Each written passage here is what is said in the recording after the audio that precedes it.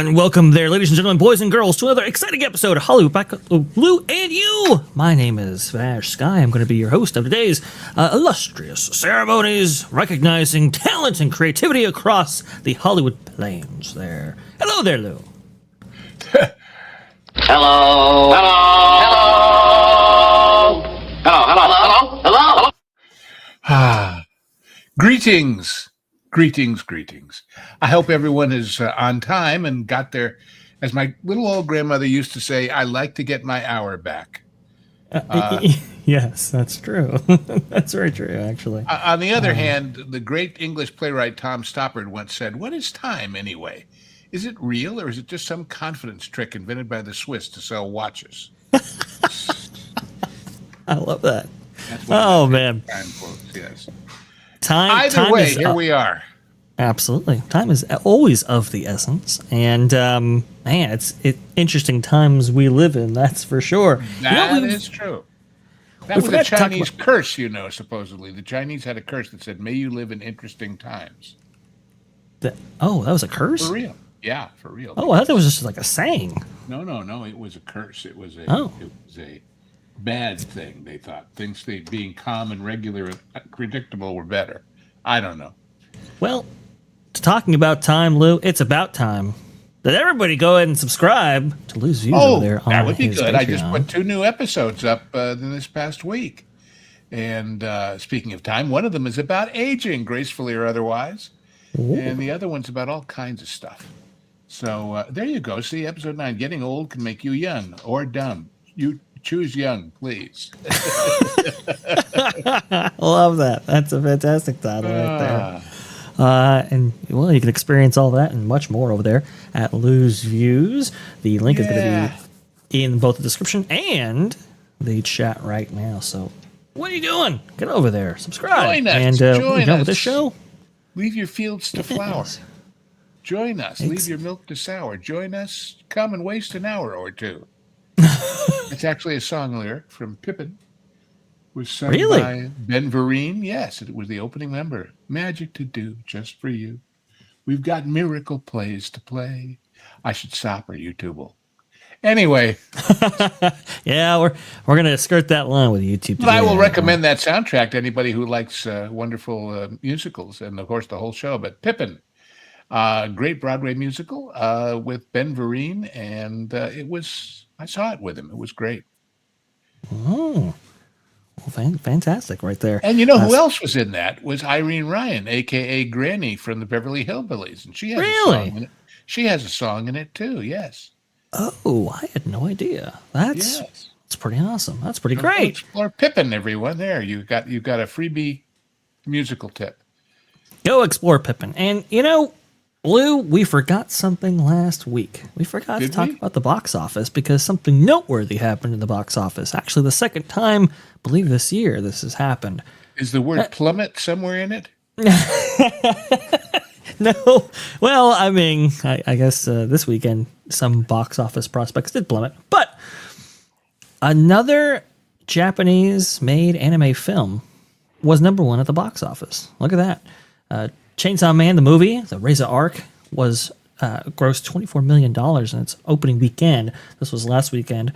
And just beat out pretty much everybody that was competing for the #1 spot over the US box office. The Chainsaw Man anime beat Bruce Springsteen? Who'd have thunk it? I mean, it's kind of crazy, Lou. It's kind of crazy. But Bruce still managed to beat Tron Ares. Just shows you in that whole limbo game of Disney, how low can you go has not been reached yet. Yes, exactly. I want to see what is the budget for this Bruce Springsteen. Oh, let's see. Oh, $55 million. Oh, no. Oh, well, hey, $1 million here, $1 million there, and before you know it, you're not the boss anymore. Yeah, at a certain point, you're talking about real money. Well, just to illustrate how crazy this all is right here, the Chainsaw Man movie was made for $4 million, and it earned $120 million at the worldwide box office, which is an astounding achievement right there. And we've just been seeing this all over the place this year with international films really made for almost nothing and really outcompeting a lot of U.S. box office films, which is stunning. The Japan Times writes, "Anime isn't competing with Hollywood; it's beating it." Whoa! And let me say something. I haven't seen these particular ones, but I've seen some anime in my day, and some of them are quite wonderful. Yep. Some of them, however, are not exactly what you would call, I don't know, full motion, super duper animation. I mean, they're interesting, but they're not polished, super smooth. Everybody looks like real people stuff. Right. The point being that doesn't matter. Yep. Story and characters matter. Bingo. Lou, you are 100% right on. There, which had lousy stories and lousy characters and were terrible. Yeah. I told you I finally saw Superman, right? Because they sent me the screener link. Right. I hated it. I hated it with such a passion. I mean, for reasons far beyond the ones I thought I would hate it for. It just it's the kind of movie where you wonder if anybody either in front of or behind the camera is over 30. Yeah. You know, and I believe there are people out there who, when a huge towering monster is heading towards their glass office on the 5th floor of wherever, will hold up their phones to take a picture before they're killed. But that doesn't mean the whole movie has to be full of those people. Right.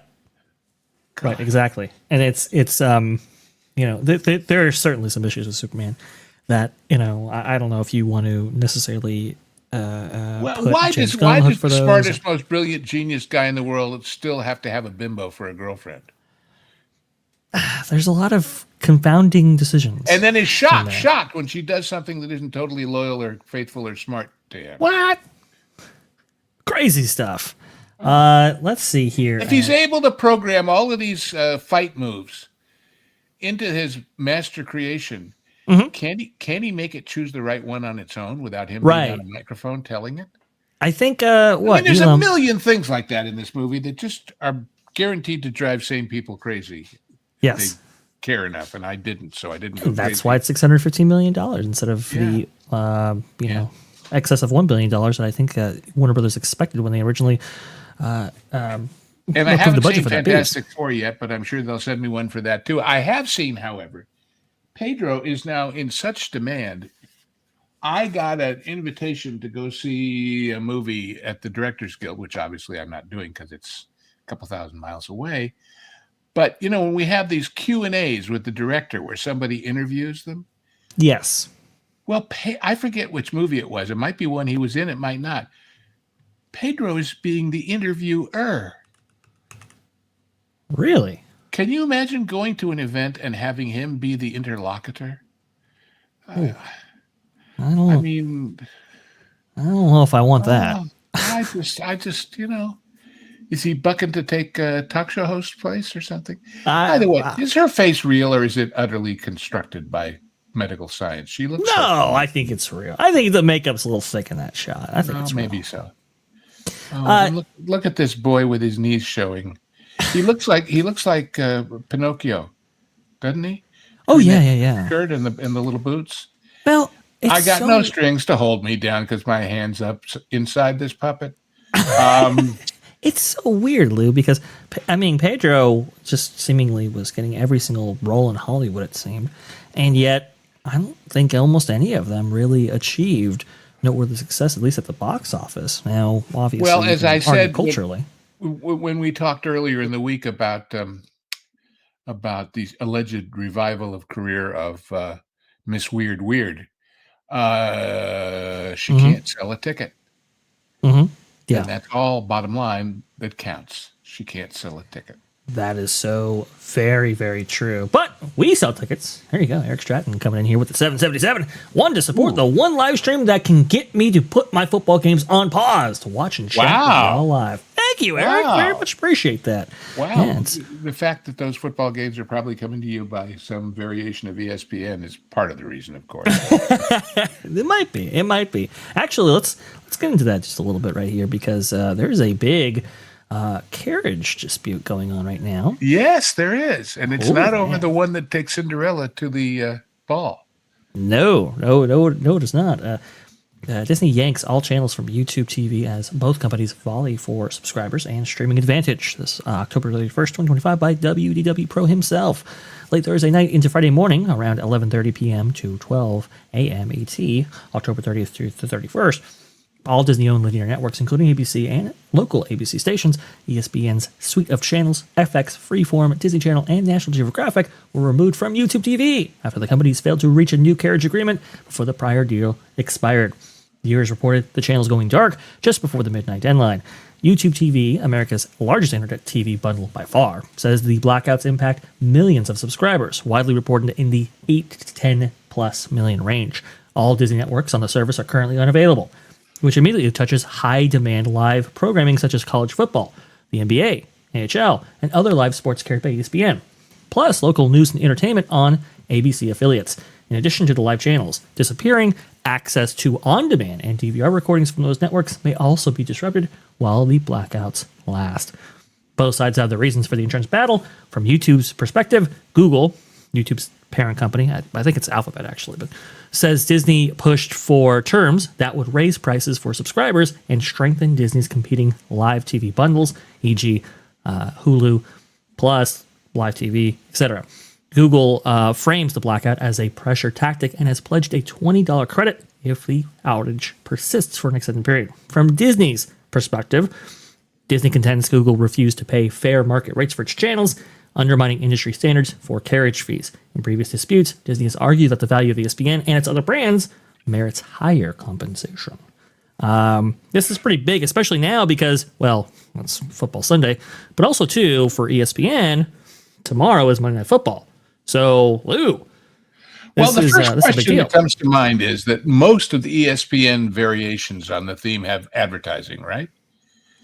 Yes. So when they figured the numbers for what those advertisers should pay, do these people watching on YouTube are they included? I would assume so. I would too, which means if they are fair with their advertisers or the advertisers are honest and demand it, Disney's not going to make anywhere near as much on these next few games by not having them on YouTube TV. Yeah. I mean, I would assume so. Yeah. I mean, you know, that's at some point something's got to give. Is my point. And when you throw in all this gambling stuff and everything else, and you throw in the fact that real sports fans had some of the greatest sports in recent history this past week with the World Series. Wow! I mean, every game, a great game. And the fact that the good guys won helps. But even so, as a former season ticket holder in Chavez Ravine, all I'm saying is, they're, at some point they cut their own throat. Yeah, because of the lack of ad revenue. Right. And so, and Google knows that. Yeah.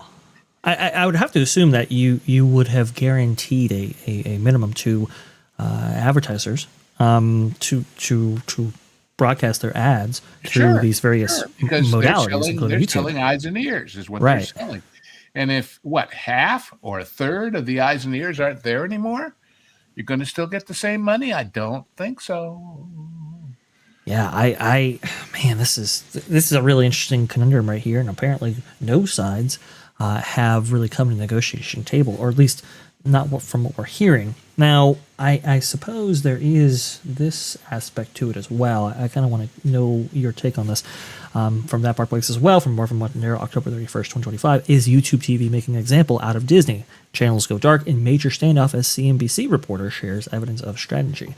Referring to that, this refers to Alex Sherman right here, who says, I wrote this run-up in the YouTube TV / NBCU deal. Apparently Disney is the example. So he's referencing a prior article that was talking about YouTube TV and NBC Universal.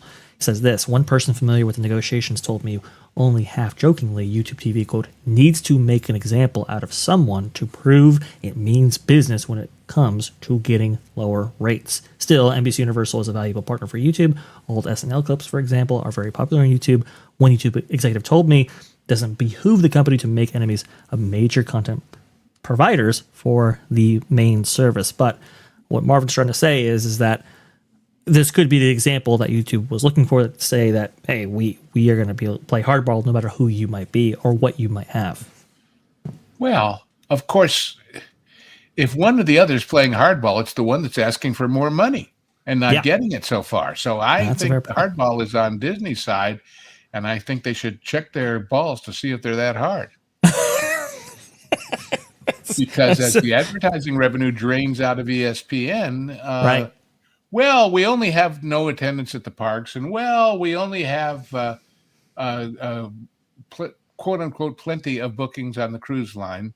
Not to mention, did you see the guy who ran a Castaway Key was arrested for rape of one of the guests? Whoa! Yeah. Yeah. So all I'm saying is they have a lot of various portions of their empire falling out, falling down, losing money, having issues. Do they really want one more? It's already going to run into all this gambling stuff. How many times can Stephen Smith stand there and say, "Well, it's those awful doo-doo heads out there who won't admit that"? Come on, guy. The bottom line is, did they do it? The players and everything in the NBA. So it's interesting. I was listening to Patrick Bet-David because a clip just happened to automatically play while I was watching YouTube. And I guess on their show, they were saying, I think Patrick himself was contending that Disney might be playing the same playbook that they played in 2019 when it came to Netflix. That is, hey, either you give us what we want from a royalties end, or we just take all of our content off and start our own streaming service. Is this all being done in preparation for Disney to launch their own streaming service, do you think? Haven't they tried that? Well, I guess... you mean an overall all-encompassing one like YouTube? Yeah, like the ESPN Premium or whatever. Gosh, where do they get the money for that, and where do they get the confidence for that? And what's it going to have on it? It's going to have on it what they've got on all their channels now that people are rejecting. So Right. Well, yeah. Well, I mean, I guess the idea is, okay, this is the live sports kind of thing side of the equation. I should probably clarify that because they have the ESPN Premium flagship streaming product, right? Yeah. The idea being that, okay, when it's now beset by problems involving gambling and children. Well, and that's a huge problem as well. So all I'm saying is, Bob Iger has proven himself to be a creature of momentum. Mm-hmm. Oh, we got this, let's do this. We got this, let's do this. We got let's do this. And that's why they paid so much more than they should have for Fox. Because he's so intent on what's the next thing, what's the next thing, what's the next thing. Mm-hmm. Not very good on making the existing thing work or even stay even if you look at the degradation of the various brands that they've acquired. So, I don't know. I don't know where this will go, but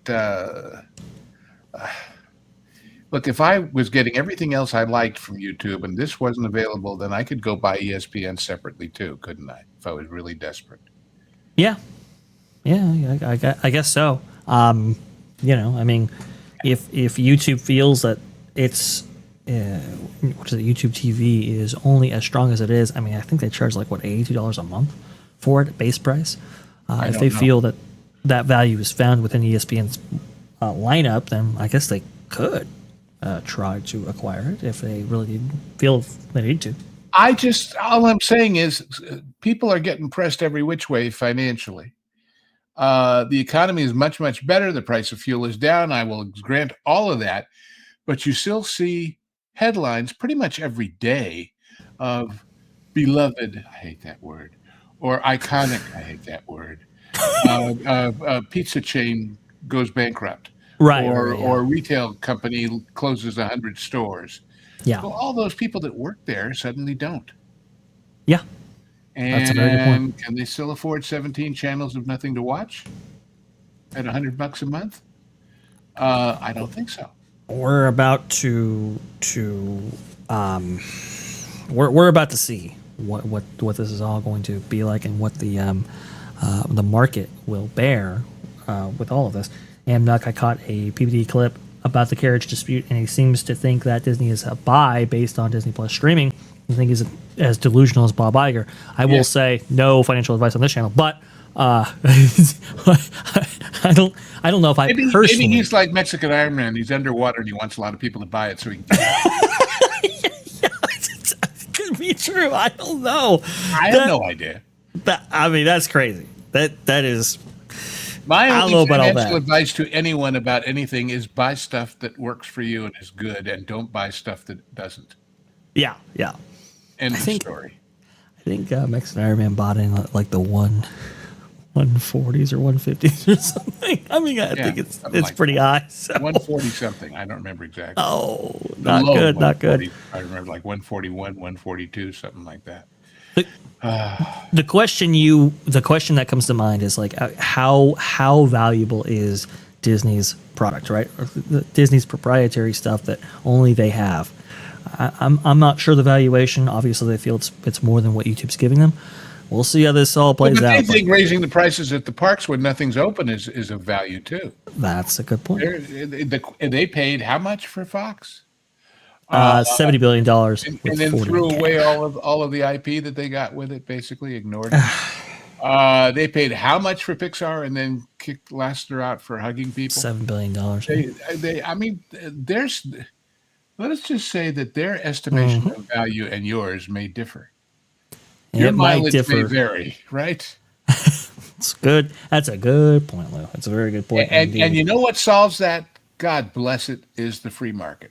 Yep. If you put something up there and you say, well, if it's worth anything, it's worth $200, and the audience says, no, we think it's worth maybe $125 most, and so we won't buy it till it gets there.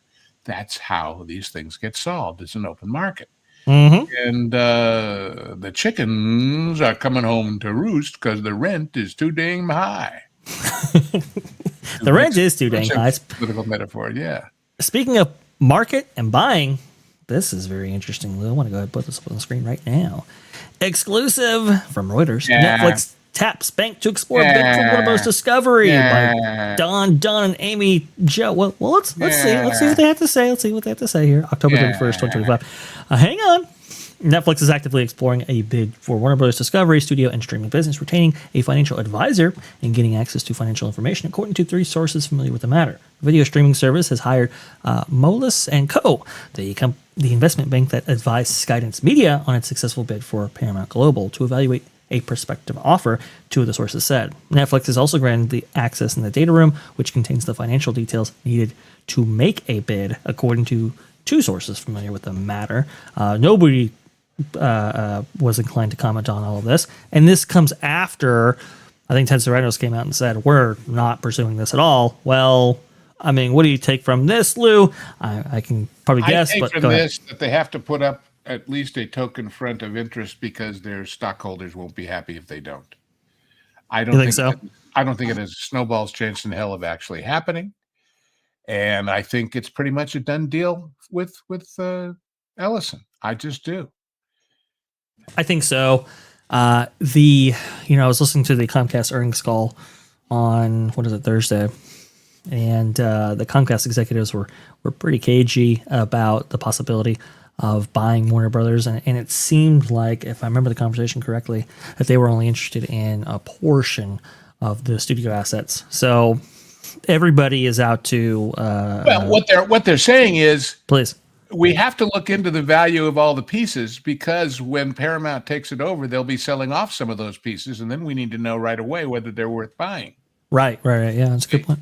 So that's what they're doing. They're evaluating the relative merits of all the different bits and pieces that Paramount is likely to put up for market to shed, not only to meet regulatory, but also just plain financial simplicity. I mean, some people have been saying, let's not forget that one of those assets that Warner Brothers has, if it's more ass than sets, is CNN.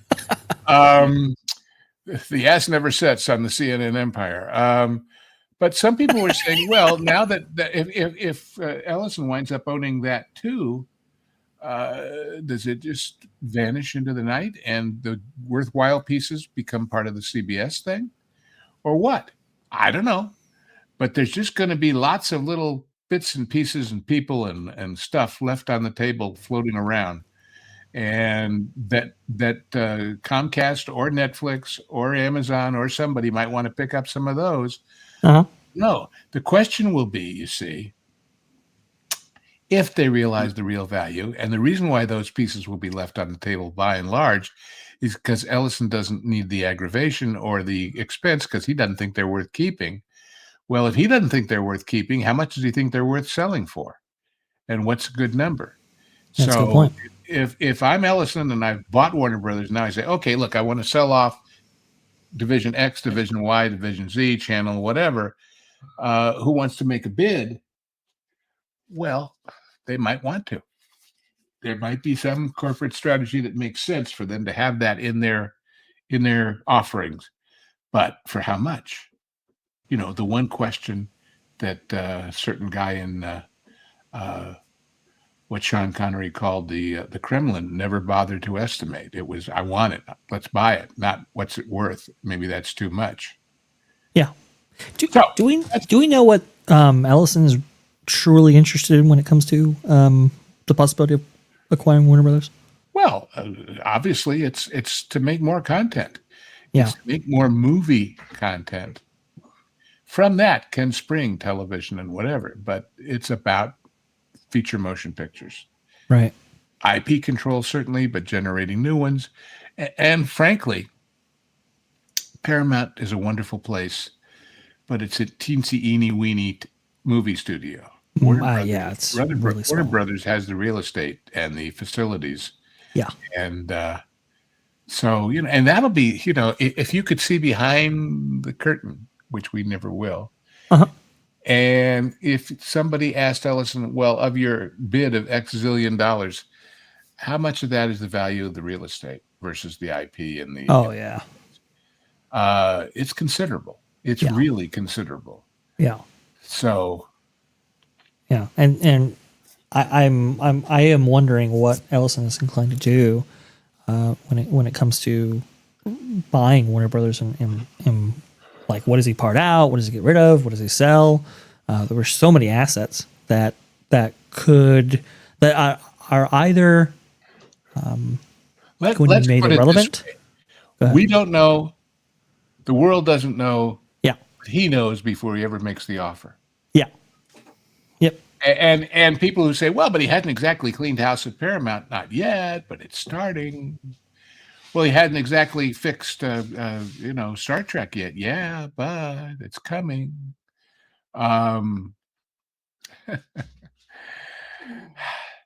These guys, I've done now, I guess it's 2 of the episodes of my wonderful Patreon that you should all be joining as members so you could hear it, on what I call the game behind the game. The game behind the game is what everybody who really knows what's going on is playing while you see them playing another game out front. Yeah. And at this level, if Ellison had never even entertained an interest in entertainment and movies and everything else, he comes from a heritage that knows how to play that game. Knows how to play that game brilliantly, and knows how to find the real value of things before you buy them. Something that weathermen are not exactly trained to do. That's a very good point. It's going to be interesting to see how this all shakes out, because this is going to have huge ramifications for the entire entertainment landscape for sure, especially Hollywood and productions and just everything. And by the way, go back one shot. Can you go back one shot? Yes. Because I want to be an equal opportunity style disser. If I can make jokes about Josh's wardrobe, I can make jokes about that guy on the right's haircut. God. Yeah. It's tough. It's tough right there. You definitely have some eclectic movie. And my point is, when moguls. they're posing for that headshot, they're trying to look as good as they think they can. That's the scary part. That's the intention. Unfortunately, it doesn't always work out. Let's put the bell-bottom pants on everybody in the background in that shot of Superman. I mean, look at the plaid, bell-bottom, or houndstooth, whatever, and the khaki ones on the left, and it's like, it's definitely anyway. It's definitely something for sure.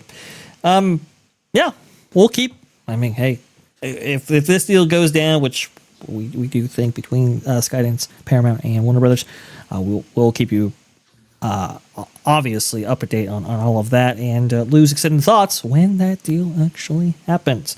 Very interesting stuff. I thought this was very interesting by Screen Rant here, talking about Star Wars: A New Hope's IMAX re-release could backfire for Disney. How would it do that? Remind everybody about the crap they've made since? That's exactly what it is. Is that what he says? Yes, very astute.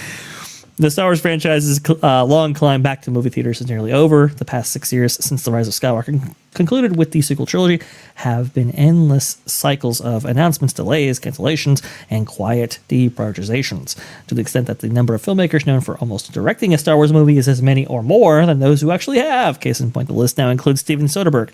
But the theatrical drought is coming to an end with Mandalorian and Grogu, dated for May 22nd, 2026, is so real it has a trailer. It's happening. Although as a continuation of an already established Disney Plus series, it's not exactly the full-fledged revival fans were looking for. I'm going to scroll down here and talks about this right here. October 23rd's IMAX investor presentation confirmed what fans already expected, that Disney is putting 2 Star Wars movies on the biggest screens available in 2027. One is the aforementioned Starfighter, dated May 28th, and the other is A New Hope. That would be the 1977 original, the movie that started it all, re-releasing on April 30th for its 50th anniversary. Go ahead. 27, not 26, right? It says.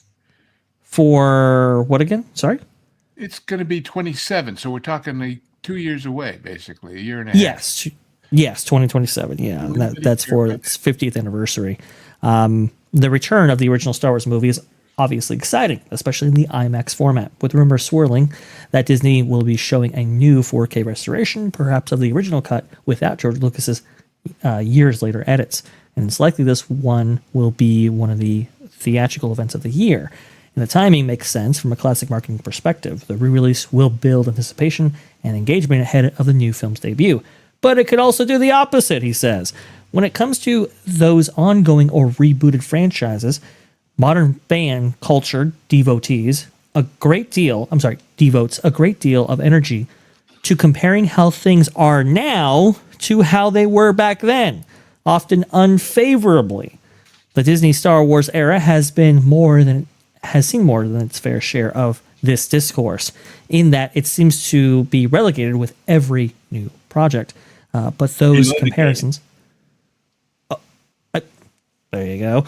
But those comparisons aren't exactly unfair when the timing of these releases practically invites them. When it nearly came out, A New Hope was a phenomenon, the likes of which Hollywood had never seen. It's a great time-tested movie, and in 2027, audiences could be experiencing it in the best way that it's ever been shown. Then, just a month later, they'll see what passes for a Star Wars film nowadays with Starfighter, with the original fresh in their heads when they go see that film. Even if it's not, Episode 10, Starfighter is meant to be the start of a new chapter for the theatrical franchise. And after the past few years, I believe a film that recaptured some of Star Wars feeling people miss would have been enough. But now, if Levy and co. don't deliver something worthy of being juxtaposed with A New Hope, Disney will never hear the end of it. Anything short of greatness and all of the ways it doesn't measure up will be glaring. Goodness gracious. Lou, what do you think about that? They don't care. I know, they don't care. And here's why. Please. First of all, it's revenue, which they desperately need from something that cost them next to nothing. Right. As far as, residuals or license fees or anything else. They own it. Okay. Secondly, remember we talked about how all the addition of umpteen zillion more IMAX and other big screen theaters, the huge investment the theater chains are making in them, meant they got to have something to put on when it's not summer hit release schedule. So this is following in that pattern. I don't know if you noticed, but it turns out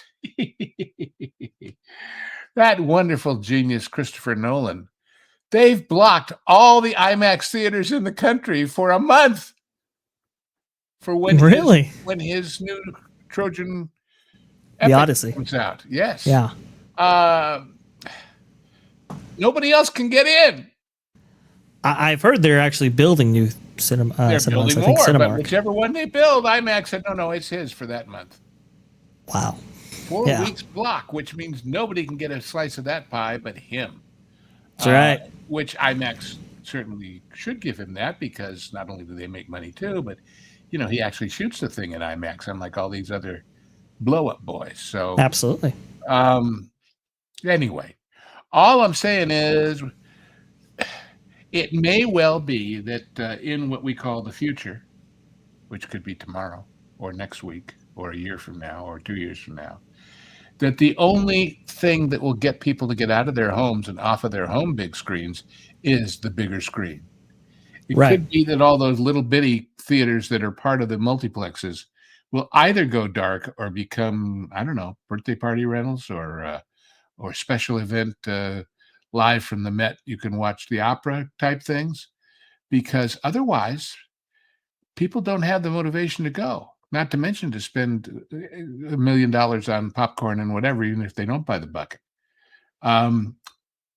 It's a changing world, exhibition, and it's changing production to go along with it. So Big changes indeed. For sure. Look, Star Wars. I think I posited this question to that Park Place panel when we were covering some aspects of Star Wars, especially theme parks related. I mean, the franchise is basically dead as it exists right now. I understand that there are still smaller stuff out there and everything like that, but the enthusiasm has died down to such an amazing degree. I don't know if Starfighter is necessarily going to get them excited, nor Mandalorian and Grogu, but I think Alex is right that people will make the comparisons to what passes for Star Wars nowadays compared to what is, well, what it was back then. Let's think about Mandalorian and Grogu for a minute and see if we can find a precedent in the past. As it happens, I can think of one, because we just covered it with the genre guys. Star Trek: The Motion Picture. A TV series that years later, after lots of fans, not in this case, not enough years, not enough fans, becomes a feature film. It better be bigger. It better be, I don't know, does the Mandalorian have a spaceship that we can take 10 minutes to fly around and admire with great music? Does Grogu have anything new to show us, or have we bought all the plushies and thank you very much? That's a good point. I just, Disney, of course, had this wonderful expression he called plussing, where you'd plus things. Yes. If you're going to take a TV show, however popular it is, and make it into a feature film, you got to do more plussing than putting it on a big screen. You got to take it someplace to a galaxy we've never been to yet in the TV show. And I don't know much about Mandalorian and Grogu, but it just doesn't feel like it feels like it's a bigger TV episode. Right. It really does. It's like when, for example, Columbo, The Man from U.N.C.L.E., lots of big TV shows in this country would get repackaged as feature films overseas. They would take two of them, shove them together some kind of way, and make them into a feature film. And for people overseas who didn't see Columbo and Man from U.N.C.L.E. on their local TV, that worked. Yeah. But if you had the comparison, was it enough to get you to go to the movies? I don't know.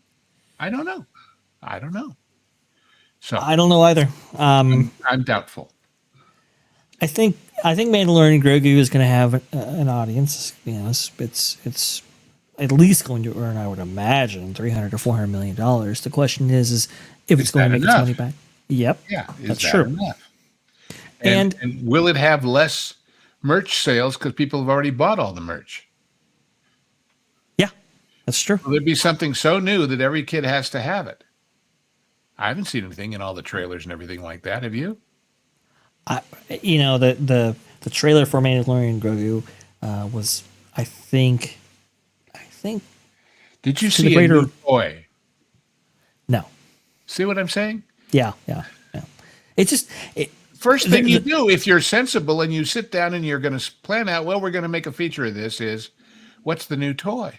Because it matters. That may sound like a cold, cynical, financial, not creative decision, but it matters. It really matters. Well, if with this franchise, it matters more than I would say other franchises. Yeah, well, this the toys made an empire, and that was Lucasfilm, and for everything. Sure. Is there going to be a situation where a villain is able to say, like the Joker, where does he get these wonderful toys? Yeah, I don't think so. I don't think it's going to put. I don't think this is going to move the needle for Star Wars. That doesn't look like it to me, but I don't know. We'll see. We'll see. The trailers are not encouraging. I mean, that's before you encounter. God, how much money did they spend before you even get to that? Okay, but look, I mean, it's at least 150 million. But yeah. I mean, the enthusiasm that we've seen. I think the trailer numbers. I think maybe the Acolyte may have been higher. I mean, literally, when the debut trailer for that came out on YouTube, I think that number's higher. I got to look again, but yeah, whatever. I'm just lots of people who are fans of the show would watch the trailer because they're curious. That doesn't mean they'll like the movie. Yep. It doesn't mean they'll spend money on merch, and it doesn't mean that they'll go see it a second time. Yep. For that matter, it doesn't mean they'll go see it anywhere but in those big format theaters. Mm-hmm. I would find it interesting, not so much now because it's still a brave new world with all these super duper sized screens, but say a year from now, if a movie breaks both on the big IMAX at the end of the hall and on 2 or 3 of the small screens, it would be interesting, not in dollars, because obviously the prices are higher, but just in sheer audience numbers. How do they compare?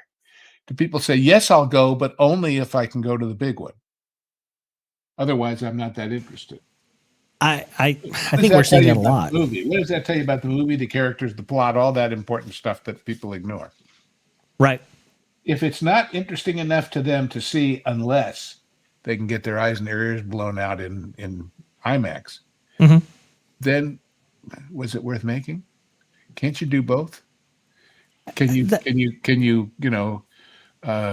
chew gum and rub your belly at the same time, please, Hollywood? You used to. Yeah. Has that paradigm shifted a little bit, Lou, do you think, because of the streaming era? Or well, but it's shifted because of the expense and versus convenience. Yeah. No, that's so true. It's very, very true. Look, A New Hope on an IMAX or on the big screen again, I'm definitely going to see that. There's no question about that. But am I going to see something like Mandalorian and Grogu or even Starfighter with the same enthusiasm? No.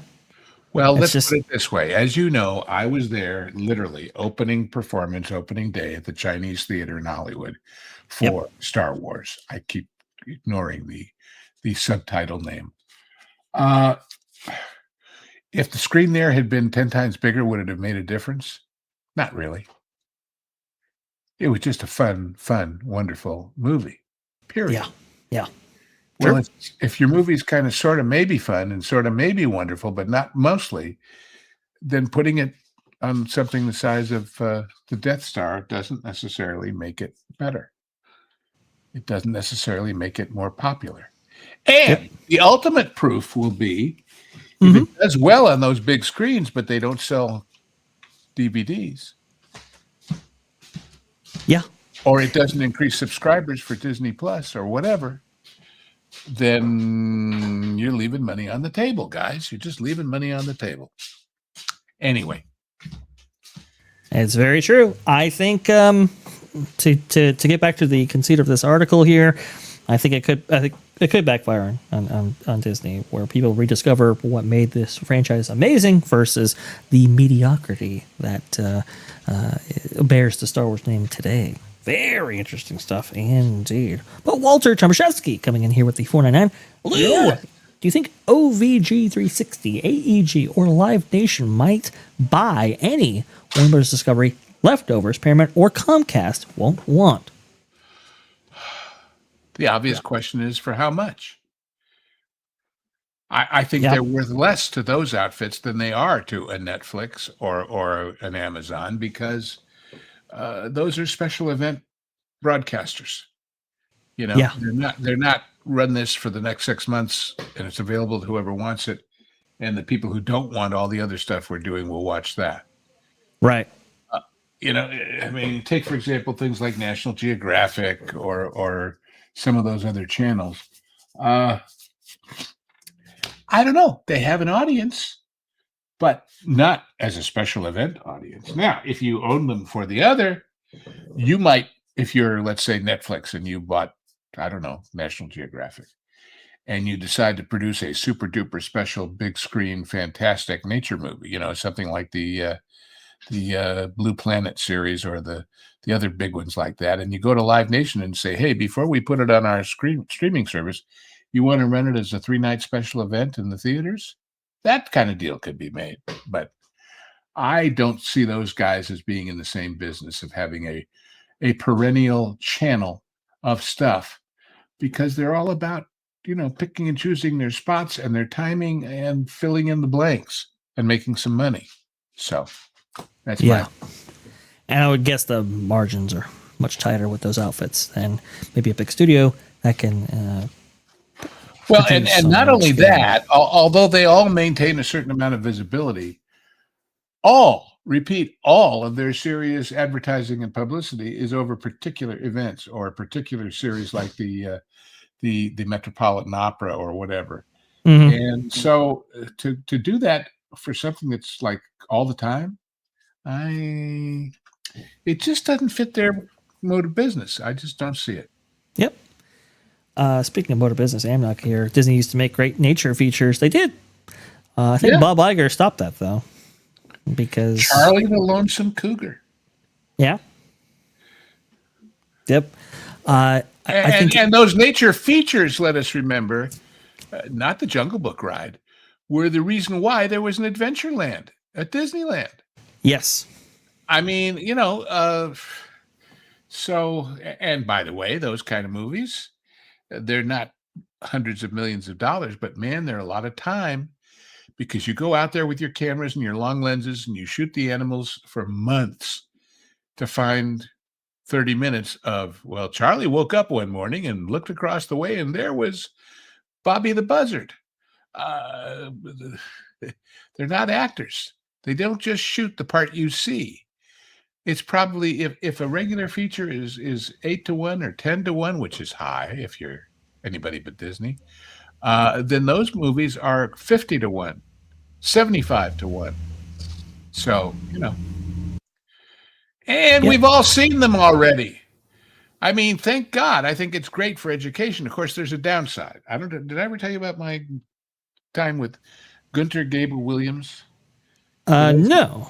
Well, for those who don't know who Gunter Gable Williams was, he was the premier animal trainer in the circus anywhere. He was genius, and he was tall and blonde. And think of Siegfried and Roy, but with muscles. And a friend of mine was one of the lead singers with Ringling Brothers, which made him the ringmaster, even though the ringmaster was more of a singing host in those days.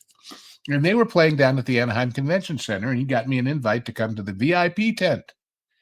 And I'm sitting there, and what the VIP tent was indeed a tent. And along the side of the tent, they had all the big cats in their cages, but set back about 4 or 5 feet with a rope line. And I'm sitting there talking with Gunter Gable Williams, whose entire family was circus going back to day one, and who was a genius. And he told me, he said, listen, I love them. They're great, but you can't turn your back on them because they will kill you. It's just the way they are. Right. Yeah. And as he looks up, he sees this woman with her little girl walking up to the rope line between them and a 800-pound cat.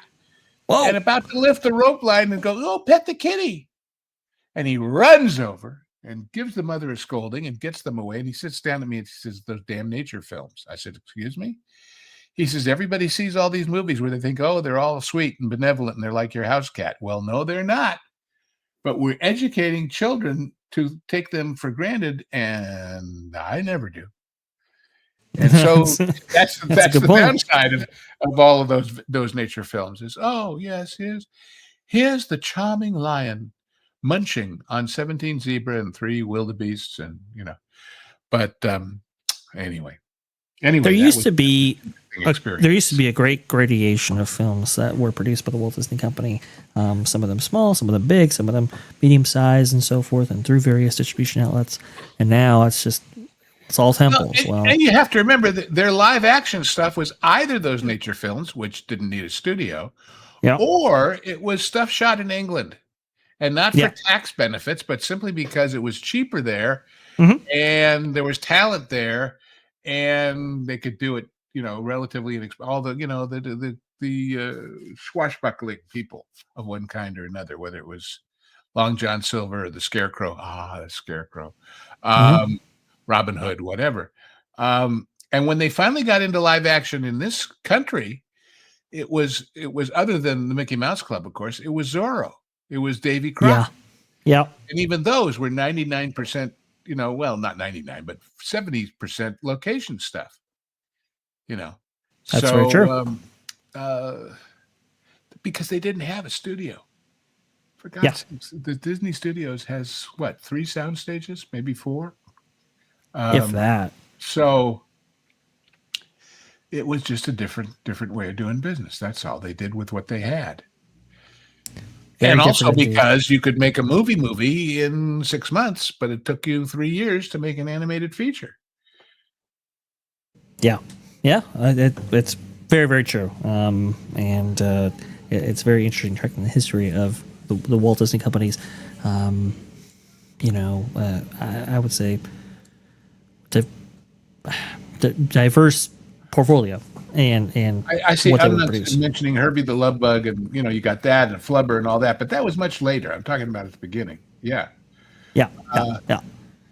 So, That would be back in like the 1940s/1960s, somewhere around there, is what Lou is referring to. well, and of course, Disney was the first studio to really do television in a real way, because the other studios hated it.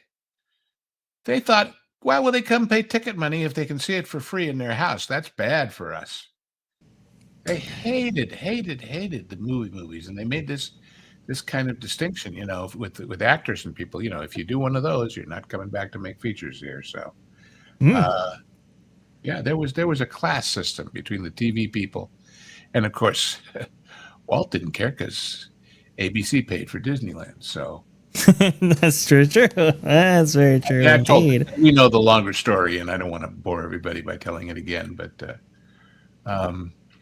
anyway, speaking of the Liquidator, Lou, what can you tell us about our jukebox this week? I found the most interesting, hilarious, wonderful soundtrack, and then I realized after I found it that I've actually seen the movie. It's a movie called The Liquidator with Jill St. John, and I mean it was a Bond takeoff, okay? And Rod Taylor is Boise Oaks, and he's the hero of the thing.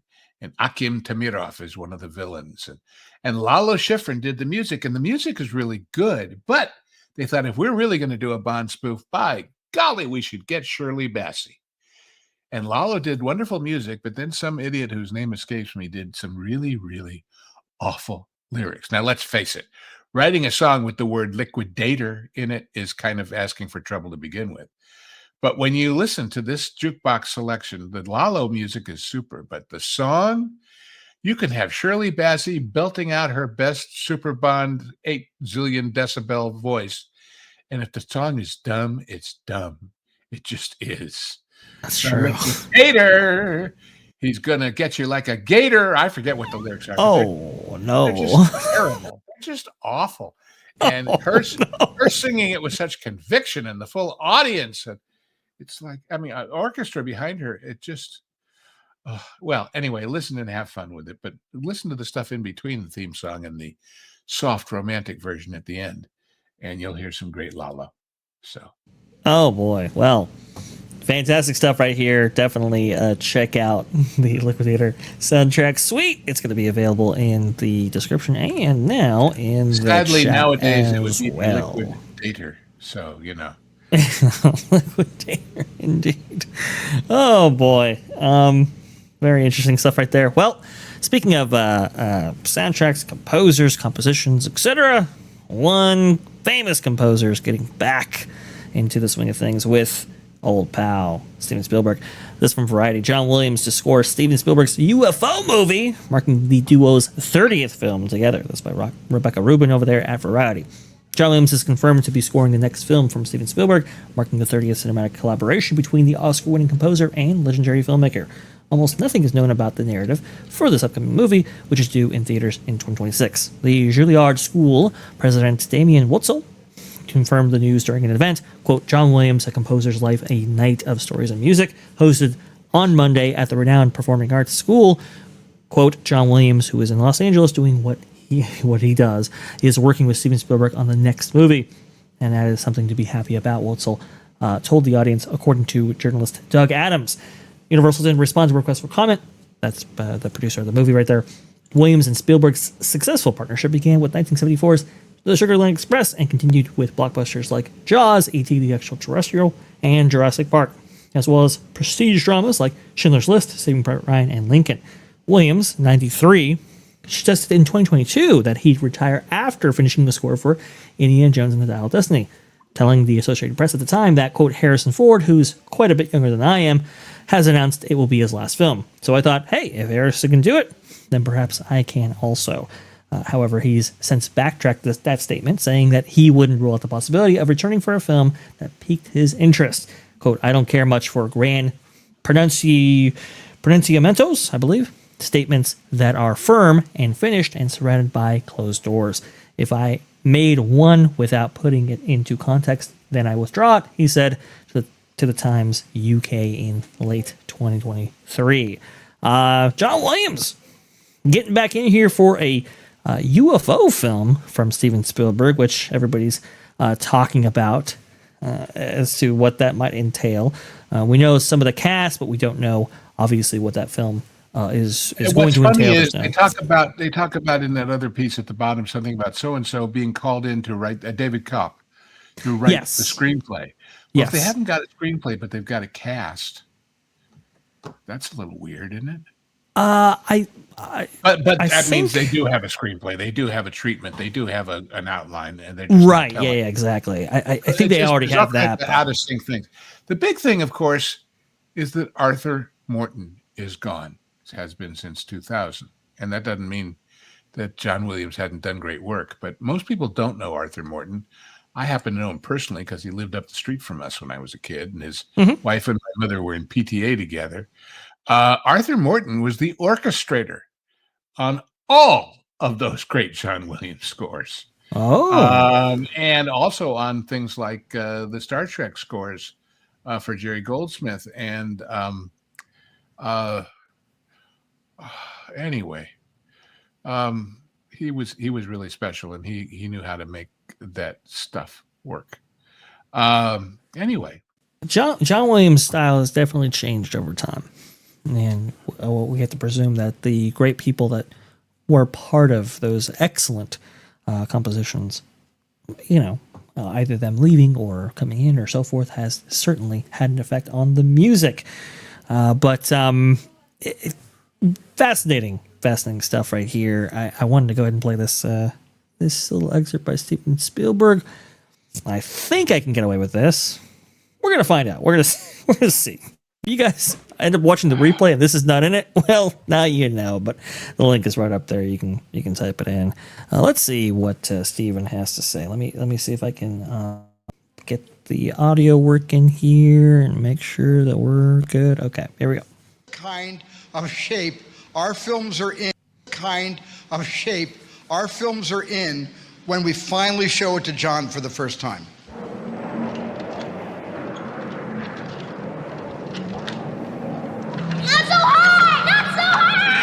E.T. obviously. Now, John watches the movie and he goes back to his house and he sits alone with a yellow pad and a pencil at his 100-year-old Steinway piano, and he begins to write.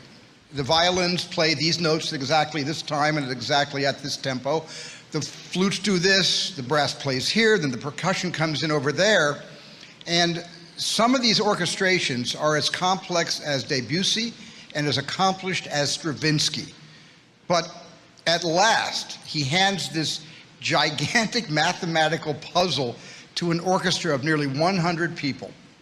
And it is during this arranged marriage of image and music that audiences fall in love with these movies. Now, this footage nobody has ever seen before. This is from 1982, the scoring session for E.T., and I'm behind the camera, a Super 8 camera, doing my best to capture John at work. So here's the man behind the curtain. He's scoring the scene where the mom, played by Dee Wallace, first sees E.T.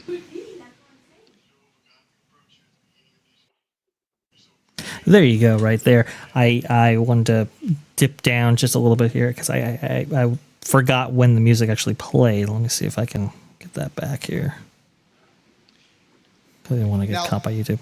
This is what I really wanted to show you with rough audio and bad focus, because you will hear and you will see the very moment that John waves his baton and creates movie magic. There you go. That's the one. Just an incredible composer, obviously, and I think the quote about Steven Spielberg and saying that it's not really my film, it's really our films, because they're so much a part of the films that I make. I just thought that was really beautiful, and especially that speech delivered on John Williams' 91st birthday, right there in front of so many different celebrities and so forth. That obviously, contributed to John Williams' success and vice versa. And for those who doubt, which you shouldn't, that the music matters, was it last week or the week before that we did that clip of the Batman movie with the Dark Knight music playing instead of the Batman music? Yeah. Yep. You want to change the mood of a whole thing? Change the music, I tell you. Change the entire tone for sure. Ganshogi, put Ganshogi's chat. Ganshogi coming in here with the $5. John is both the Amadeus Mozart and Luddy von Beethoven of our time. Luddy van Beethoven? You knew Luddy that well, did you, to call him Luddy? I tell you. His real friends called him Wig, by the way. But anyway. Luddy Beethoven. Good old Luddy, yeah. Yeah, Luddy. There you go. Look, of course, in elementary school, they called him Farty Beethoven, but we won't talk about why. Anyway.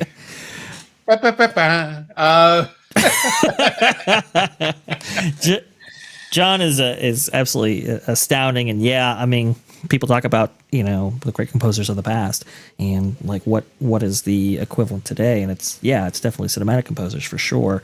And you look at a film like E.T., it's just it doesn't probably work without that music, and that music elevates it to such a high degree that obviously that film has become a classic. And it was actually over John Williams himself that Steven Spielberg originally he pitched the movie to Disney, and Disney said no because Steven wanted to use John, and at the time that wasn't a practice that Disney would do. And so he took that movie elsewhere, and obviously Universal bought the rights, and the rest is history. But just an amazing composer, and it's cool that he's coming back for his 30th film with Steven Spielberg. Obviously, you can see the films right there. Just an amazing body of work. But Ganshogi, I very much agree. Definitely the legendary modern composer of our time for sure. But yeah, there you go, Lou. What's your favorite amongst the list that you see here? There's some interesting oddball favorites. Minority Report is one for sure. Yeah. That's an amazing score, and most people don't think about it as being one of his, but it is. Mm-hmm. I've always loved 1941. In fact, by the way, those of you who walk on a treadmill as part of your exercise regime, get the theme song from 1941 and play it. It's a perfect march, and it's a perfect treadmill song. It just is. It just is. The Fabelmans, not so much. Warhorse, Anyway, Hook, I will agree with who says that in the chat right there. Yeah, Hook's great when it reaches its height for sure. Great music, lousy movie, but that's just me. Always is a fantastic score and film. Always is really, really good. I was listening to that last night. It was fantastic. I will say Indiana Jones, obviously the Raiders of the Lost Ark theme, very, very good. But the March of the Slave Children in Temple of Doom, Yeah, that's that has a kind of a complexity that it's really great. Like, it's really fantastic. It's awesome. Definitely check that out if you haven't. It is every bit an American film, and yet the music provides the accent of Monkey Brains.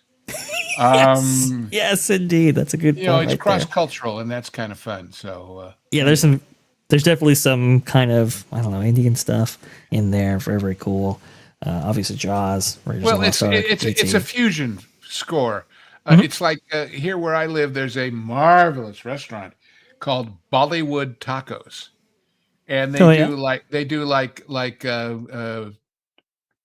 Indian stuff in naan bread as a taco, or vice versa. And anyway, it's that kind of fusion. It's that kind of the good things in fusion. I once knew a lady chef in San Diego had a great combination Mexican and Asian fusion restaurant, and it was called Kimosabe, as in wasabi and Indian. And anyway, so those kinds of complexities are really fun, certainly for a composer to get his teeth into. Oh, yes. Absolutely, indeed. Williams, sorry, this is Mill City, 9711. Williams' story of Spielberg convincing him that he was good enough to score Schindler's List is great. Yeah, that's a very important film, obviously. And man, John just really pulls it home. I mean, yes, I have a totally, dear it's perfect. Facebook friend whose parents were on Schindler's List. Mm-hmm. And in fact, Schindler officiated at their wedding once they were free. Oh, wow. And so, these are real people. Yeah. It's not absolutely. just, And you had to do it right. Yeah. Well, Lincoln certainly too. Lincoln. Yep, for sure. Music is anyway. everything. Frozen is only as big because of its soundtrack. Yeah. Oh, well, yeah, Gunshogi, I've always said Frozen is a great song and a lousy movie, but that's just me. I couldn't have said it better myself. Fantastic stuff right there. Awesome stuff to recognize a legend. The dichotomy never bothered me anyway. So, that's a good one right there. All right, I think that just about concludes our show right here. Oh my God, how time flies when we're having fun. I hope you're having fun out there. Lots of fun. Yeah, I hope you're having a fun day wherever you're at on this beautiful Sunday right here, and hopefully the clocks being set back didn't hurt you too bad.